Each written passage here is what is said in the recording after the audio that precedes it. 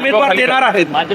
नाही, या संदर्भात कुठलीही चर्चा झालेली नाही आणि शेवट चर्चा झाल्यानंतरच निर्णय होईल. महाविकास आघाडीच्या बैठकीमध्ये चर्चा करू आणि निर्णय घेऊ, पण अद्याप तरी या संदर्भात कुठलाही प्रस्ताव सत्ताधाऱ्याकडून किंवा सिटिंग आमदार पक्षाकडून आलेला नाही. मुख्यमंत्र्यांनी आवाहन केलं होतं की बिनविरोध होऊ द्यावा म्हणून, जर लढायलाही तयार आहोत आम्ही, पण बिनविरोध झाला तर योग्य आहे असं म्हटले मुख्यमंत्री. नाही, लढायला तयार आम्हाला पण लढायला तयार आहोत. आणि विषय असा येतो की यापूर्वी जर आपण पाहिलं तर त्या ठिकाणी ती भूमिका त्यांची तशी होती का हे तपासून पाहू आम्ही.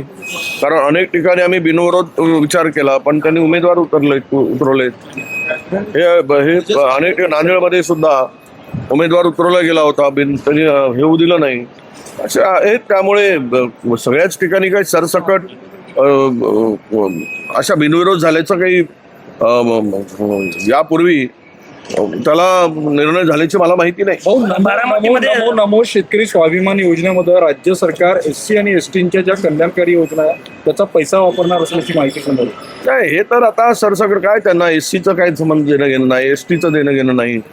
सरसकट JR काढून लाडकी बहीण, नमो शेतकरी सहाय्य निधी यामध्ये वापरला जातोय. त्यांना STचा निधी खरं तर संविधानाच्या किंवा घटनेनुसार तो निधी तसा वळती करता येत नाही. काल परवा 400-450 कोटी रुपये त्यांनी काढून घेतलेत. एकीकडे बजेट फुगवून दाखवायचा SCसाठी, सोशल जस्टिससाठी, ट्रायबल विभागासाठी, आणि त्यातले निम्म्यापेक्षा मागच्या वर्षी 45% खर्च झाला समाज कल्याणचा. 45%मधूनही लाडक्या बहिणीला गेले आणि इतरत्र निधी वळवला गेला. म्हणजे त्या घटकाला, कॅटेगरीला काहीच पैसे मिळाले नाही. ट्रायबलमध्ये तर केवळ 38%च निधी खर्च झाला मागच्या वर्षी.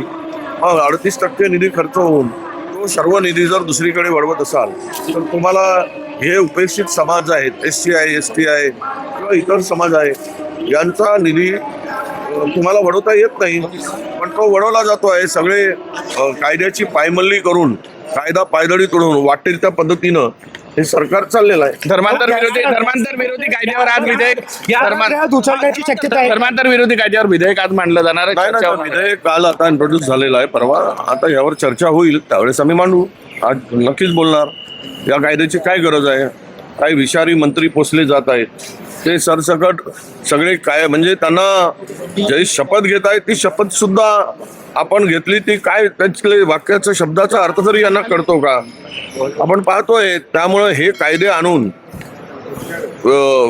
अशा पद्धतीचे दोन धर्मामध्ये तेढ निर्माण करून मताची पोळी शेकण्यासाठी आणलेलं हे विधेयक आहे, त्यावर चर्चा होईल.